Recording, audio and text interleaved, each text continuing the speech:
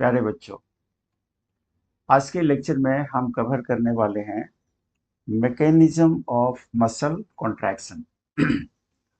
तो muscle contraction और muscle relaxation का मतलब क्या होता है?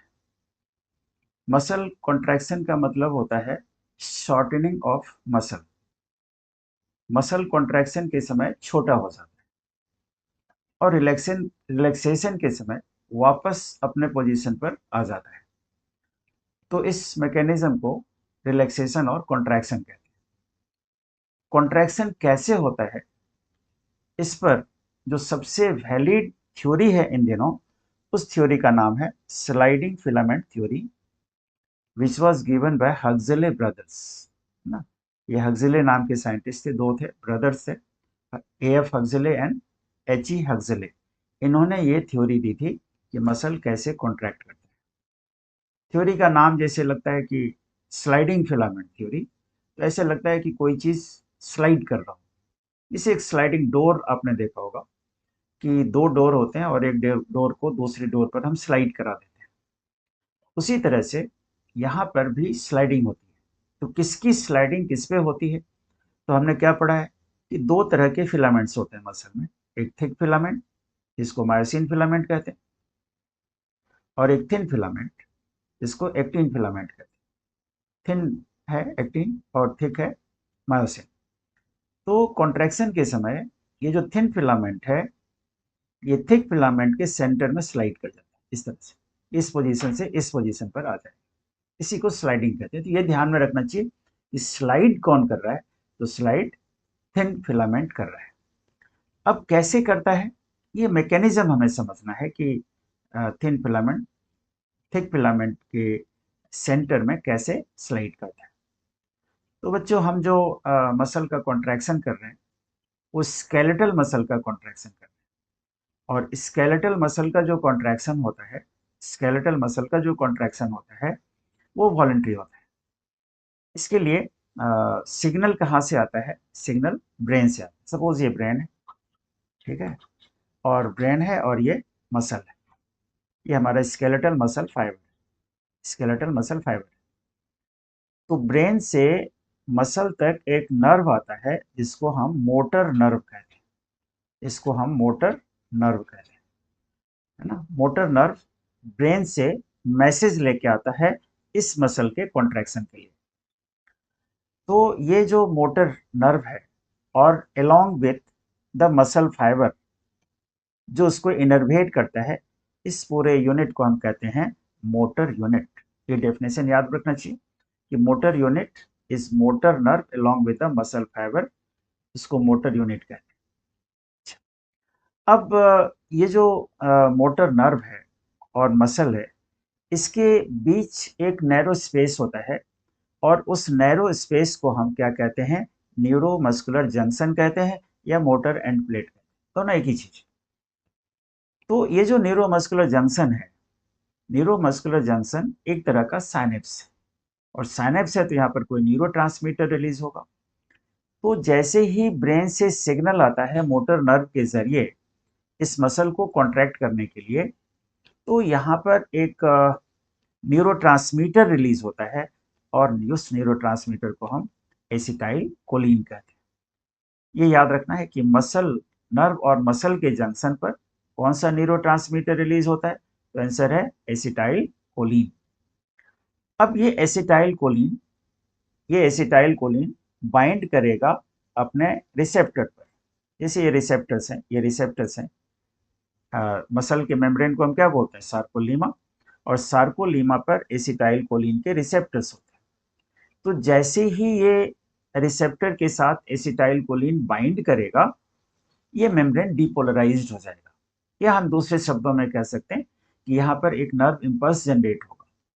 नर्व इंपल्स जनरेट होगा, वो अंदर की तरफ जाएगा। किधर जाएगा? Towards sarcoplasmic reticulum. Sarcoplasmic reticulum, it is the store house of what? Calcium ion. तो जैसे ये सिग्नल सार्कोप्लाज्मिक रेटिकुलम तक पहुंचेगा, sarcoplasmic reticulum calcium ion release करता है, कैल्शियम आयन रिलीज करता है। हमें ये देखना है नीट पॉइंट ऑफ व्यू से कि कैल्शियम का रोल मसल के कॉन्ट्रैक्शन में क्या है। तो ये देखो, ये रिलैक्सेशन का स्टेट है, और रिलैक्सेशन के स्टेट में जो थिन फिलामेंट है, थिन फिलामेंट में तीन तरह के प्रोटीन्स होते हैं। एक एक्टिन होता है, एक मायोसिन होता है, एक्टिन होता है, एक ट्रोपोनिन होता है, और एक ट्रोपोमायोसिन होता है। और एक्टिन पर जो रेड कलर का हमने बना है, ये मायोसिन की बाइंडिंग साइट है। मतलब मायोसिन का जो हेड है, जैसे ये देख लो, ये मायोसिन का हेड है इस डायग्राम में, मायोसिन का, है ना, ये थिक फिलामेंट है मायोसिन, और इसका ये हेड है। हेड ये एक्टिन फिलामेंट के साथ बाइंड करता है ड्यूरिंग कॉन्ट्रैक्शन ऑफ मसल। लेकिन बाइंड तो तब करेगा ना जब ये जगह खाली होगी। रिलैक्सेशन के समय आप देखिए, रिलैक्सेशन के समय ये जो डार्क एरिया हमने बना रखा है, myosin binding site on actin, इस एरिया को कवर करके रखता है दो प्रोटीन, ट्रोपोनिन और ट्रोपोमायोसिन, इसको कवर करके रखता है। जब तक ये एरिया अनकवर नहीं हो जाएगा, तब तक ये जगह खाली नहीं होगी। तो जब खाली नहीं होगी, तो मायोसिन का हेड इसके साथ कैसे बाइंड करेगा? यहीं पर रोल आता है कैल्शियम आयन का। कैल्शियम जो सार्कोप्लाज्मिक रेटिकुलम से बाहर निकला, वो कैल्शियम ट्रोपोनिन पर बाइंड करता है। कैल्शियम की बाइंडिंग साइट ट्रोपोनिन के ऊपर होती है। तो ट्रोपोनिन के साथ जैसे ही ये बाइंड करता है, वैसे ही ये दोनों प्रोटीन खिसक के नीचे आ जाते हैं। देखो, ये इधर नीचे चले जाते हैं, साइड वाइड मूवमेंट होती है, ये नीचे चले आते हैं, और ये एरिया जो है वो अनकवर हो गया, और अनकवर हो गया तो यहाँ पर मायोसिन की बाइंडिंग हो सकती है। लेकिन इन मायोसिन को बाइंडिंग कराने के लिए पूरे मसल के कॉन्ट्रैक्शन में एनर्जी की भी तो जरूरत पड़ती है। ये पूरा ये जो डायग्राम आप एनसीईआरटी में देख रहे हो, ये एडीपी की साइकिल है। What role is played by ATP during contraction, muscle contraction. हमने कैल्शियम का रोल देख लिया कि कैल्शियम ने उस जगह को खाली करा दिया जहां पर मायोसिन के हेड को बाइंड करना। तो अब बाइंडिंग कैसे होगी और स्लाइडिंग कैसे होगी, ये मैकेनिज्म समझना है। तो सोर्स ऑफ एनर्जी जो है, वो सोर्स ऑफ एनर्जी है एटीपी। एटीपी मायोसिन के हेड के साथ बाइंड करता है। यहाँ पर इस डायग्राम आप देख सकते हो, मायोसिन के हेड के साथ बाइंड कर रहा है एटीपी। मायोसिन के हेड पर एटीपी की बाइंडिंग साइट होती है, और इस एटीपी को हाइड्रोलाइज करने के लिए एक एंजाइम चाहिए। वो एंजाइम है एटीपेज। इसको काम करने के लिए मैग्नीशियम आयन की जरूरत होती है, इसलिए इस एटीपेज को मैग्नीशियम डिपेंडेंट एटीपेज कहते हैं। इसको हम क्या कहते हैं? मैग्नीशियम डिपेंडेंट एटीपेज कहते हैं। ठीक है, तो एटीपेज एंजाइम इस एटीपी को हाइड्रोलाइज कर देगा एडीपी और फॉस्फेट में। तो हाइड्रोलाइज होने से एनर्जी रिच बॉन्ड ब्रेक होता है, तो एनर्जी रिलीज होगी। वो जो एनर्जी रिलीज हुई, that is utilize to formation of cross bridge. देखो, अब ये मायोसिन का हेड एक्टिन के साथ बाइंड कर गया, है ना, यहाँ पर अलग था, अब ये बाइंड कर गया, इसके लिए एनर्जी चाहिए होती है, बाइंड कर गया। बाइंडिंग होने के बाद ये जो मायोसिन का हेड है ना, वो रोटेट करता है। ठीक है, यहाँ पर लिखा है ना रोटेशन। और रोटेशन का इफेक्ट क्या होता है? जब रोटेशन होता है, तो रोटेशन के कारण जो थिन फिलामेंट था या एक्टिन फिलामेंट था, ये स्लाइड कर जाता है इधर की तरफ। ये पोजीशन देखिए आप, और ये पोजीशन देखो, इतनी स्लाइडिंग होगी, इसी को पावर स्ट्रोक बोला जाता है। तो ये थिन फिलामेंट स्लाइड करके इधर की तरफ आ गया, और जैसे ही स्लाइड करके इधर की तरफ आया, जो एटीपी, एडीपी और फॉस्फेट था, वो अलग हो गया। यहाँ से देखो, अलग हो गया, लेकिन अभी तक डिटैचमेंट नहीं हुआ है। सबसे आखिर में क्या होता है? डिटैचमेंट तब होगा जब एक फ्रेश मॉलिक्यूल एटीपी का मायोसिन के हेड के साथ बाइंड करेगा। तो अब ये एटीपी यहाँ से अटैच होते ही मायोसिन का जो हेड है वो डिटैच हो जाएगा। यहाँ पर साइकिल पूरी हो जाती है। ये सबसे आखिर का पॉइंट, ये फोर्थ पॉइंट है, ये थर्ड पॉइंट है, ये सेकेंड पॉइंट है ना, और ये फर्स्ट पॉइंट। यहाँ से साइकिल स्टार्ट हुई और यहाँ पर खत्म हुई, फिर से एक नई साइकिल इसी तरह से इसी सीक्वेंस में चलेगी। ये तो हुआ मसल का कॉन्ट्रैक्शन। मसल अब वापस रिलैक्सेशन के स्टेट में कैसे आएगा? मसल वापस रिलैक्सेशन के स्टेट में कब आता है? जब तक ये कैल्शियम यहाँ से ना हट जाए। कैल्शियम को यहाँ से हटना जरूरी है, और कैल्शियम को यहाँ से हटाने के लिए भी एनर्जी की जरूरत होती है। इसलिए हम कहते हैं कि मसल का कॉन्ट्रैक्शन ही नहीं, मसल का रिलैक्सेशन भी एक्टिव प्रोसेस है, यहाँ भी एनर्जी लगती है। तो कैल्शियम आयन जो है it is sent back into sarcoplasmic reticulum. तो जैसे ही कैल्शियम यहाँ से हटेगा ये खिसक के वापस अपनी जगह पर इस पोजीशन पर आता है, और इस पोजीशन पर आते ही जो एक्टिन और मायोसिन का कॉम्प्लेक्स बना था, ये वाला जो कॉम्प्लेक्स बना था इसको हम एक्टोमायोसिन कॉम्प्लेक्स कहते हैं। ये एक्टोमायोसिन कॉम्प्लेक्स ब्रेक हो जाएगा और मसल वापस रिलैक्सेशन के फेज में चला जाएगा। तो ये मैकेनिज्म है मसल के कॉन्ट्रैक्शन का और रिलैक्सेशन का। अब थोड़ा सा इस डायग्राम पर आते हैं। यहाँ पर देखो 3 डायग्राम बने हुए हैं। ये रिलैक्स्ड मसल का डायग्राम है, इसने कॉन्ट्रैक्शन शुरू किया, ये कॉन्ट्रैक्टिंग मसल है, अभी कॉन्ट्रैक्शन पूरा नहीं हुआ है, और ये मैक्सिमम कॉन्ट्रैक्शन का स्टेट है। तो 3 तरह के स्टेट है। यहाँ से सवाल क्या आता है कि मसल के कॉन्ट्रैक्शन के समय ये जो डिफरेंट बैंड्स हैं, एस जोन है, आई बैंड है, ए बैंड है, इसमें कौन चेंज करता है और कौन अनचेंज रहता है। तो यहाँ पर ये स्ट्रक्चर आप पहले समझो कि ये ए बैंड है ना। ए बैंड के अंदर इसको एनाइसोट्रॉपिक बैंड कहते हैं। ये जो मोटी लाइन देख रहे हो वो थिक फिलामेंट है, और जो पतली लाइन देख रहे हो वो थिन फिलामेंट। यदि आपसे ये पूछा जाए कि ए बैंड के अंदर थिन फिलामेंट है या थिक फिलामेंट है, तो क्या कहोगे? दोनों है, थिक फिलामेंट भी है और थिन फिलामेंट भी। जहाँ पर पार्शियल ओवरलैपिंग का स्टेट है वो एरिया ए बैंड का ज़्यादा डार्क दिखता है, और जो सेंट्रल पेस है जहाँ पर ओवरलैपिंग नहीं है उसको हम क्या बोल रहे हैं?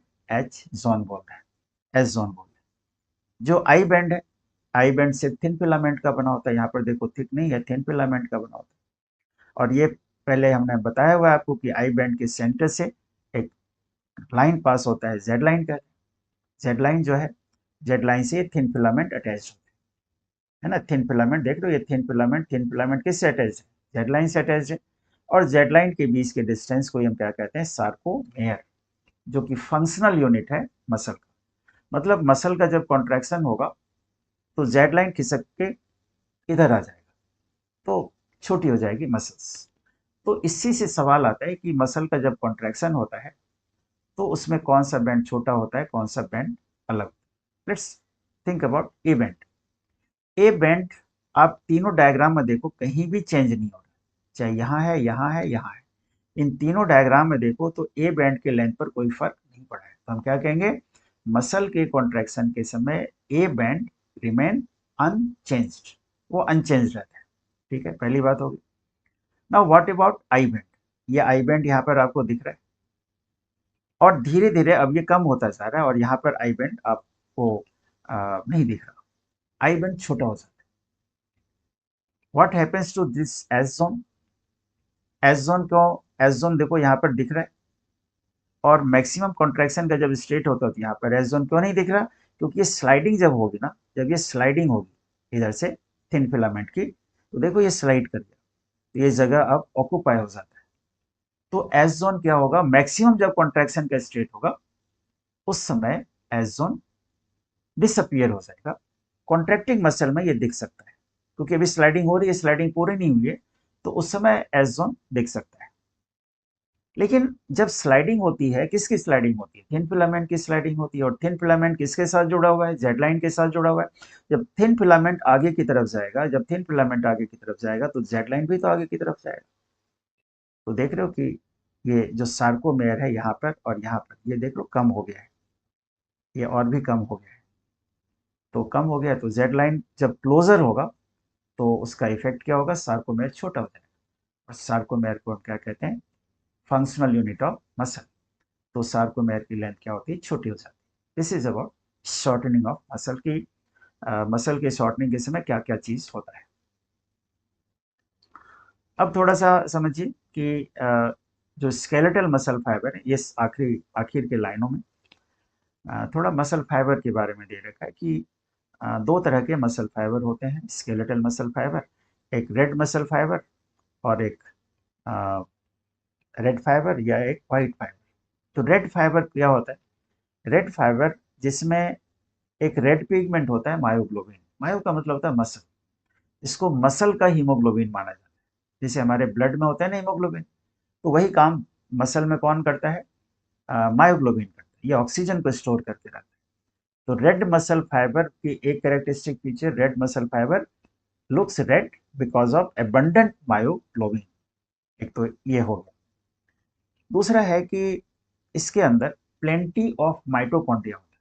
माइटोकॉन्ड्रिया का नंबर बहुत ज़्यादा होता है यहाँ, और माइटोकॉन्ड्रिया का नंबर बहुत ज़्यादा होता है तो इसका मतलब है कि ये लंबे समय तक, मतलब यहाँ पर एनर्जी ज़्यादा प्रोड्यूस होगी, और एनर्जी ज़्यादा प्रोड्यूस होगी तो ऑब्वियसली जो है वो लंबे समय तक कॉन्ट्रैक्शन के स्टेट में रह सकता है। इसीलिए हम कहते हैं कि रेड मसल फाइबर ज़्यादा होगा तो वहाँ पर वो एरोबिक रेस्पिरेशन पर डिपेंड करता है, और लंबे समय तक लॉन्ग टर्म एक्टिविटी हमें करनी है, लाइक मैराथन रेस दौड़ना है, तो मैराथन रेस दौड़ते वक्त हमें रेड मसल फाइबर यूजफुल होएगा। एक दूसरा मसल फाइबर जो व्हाइटिश दिखता है due to less quantity of myoglobin, इसमें क्वांटिटी मायोग्लोबिन की कम होती है, उसको हम क्या बोलते हैं, व्हाइट फाइबर। वो पेल या व्हाइटिश दिखता है, ये व्हाइट फाइबर है। इसमें माइटोकॉन्ड्रिया का नंबर कम है, तो माइटोकॉन्ड्रिया का नंबर कम है लेकिन सार्कोप्लाज्मिक रेटिकुलम यहाँ पर ज्यादा है। तीन मेजर डिफरेंस आपको याद रखनी चाहिए कि रेड मसल फाइबर में मायोग्लोबिन ज्यादा होता है, व्हाइट मसल फाइबर में मायोग्लोबिन कम होता है। रेड मसल फाइबर में माइटोकॉन्ड्रिया ज्यादा होता है, यहाँ पर व्हाइट में कम होता है। लेकिन रेड मसल फाइबर में सार्कोप्लाज्मिक रेटिकुलम लेस डेवलप्ड है, व्हाइट मसल फाइबर में ये ज्यादा डेवलप्ड है, तो इसमें कैल्शियम ज्यादा होगा और calcium is needed for contraction. यदि शॉर्ट ड्यूरेशन की एक्टिविटी में हमें पार्टिसिपेट करना है, शॉर्ट ड्यूरेशन की एक्टिविटी में जहां पर बहुत ज़्यादा फोर्सफुल कॉन्ट्रैक्शन की नीड है, तो white muscle will be useful. और लॉन्ग टर्म एक्टिविटी में पार्टिसिपेट करना है तो red muscle will be useful. एक और चीज़ जो हमने यहाँ पर छोड़ा कि लगातार यदि मसल कॉन्ट्रैक्शन के फेज में जाता है तो एरोबिक रेस्पिरेशन से हमारी एनर्जी फुलफिल नहीं हो पाती, एंड मसल जो है वो एनएरोबिक रेस्पिरेशन करना शुरू कर देता है। एनएरोबिक रेस्पिरेशन में किसका ब्रेकडाउन होगा, ग्लाइकोजन का ब्रेकडाउन होगा, और ग्लाइकोजन के ब्रेकडाउन से एक जो बाय प्रोडक्ट बनते हैं lactic acid, which leads to fatigue. तो बच्चों हमने, हमारा पर्पस क्या है, हमारा पर्पस को समझिए। हमारा पर्पस है कि एनसीईआरटी को अच्छे से समझना। हमने कोई भी चीज़ एक्स्ट्रा नहीं पढ़ाई, लेकिन आपको एनसीईआरटी अच्छे से समझना है तो ये लेक्चर आपके लिए यूजफुल। Thank you.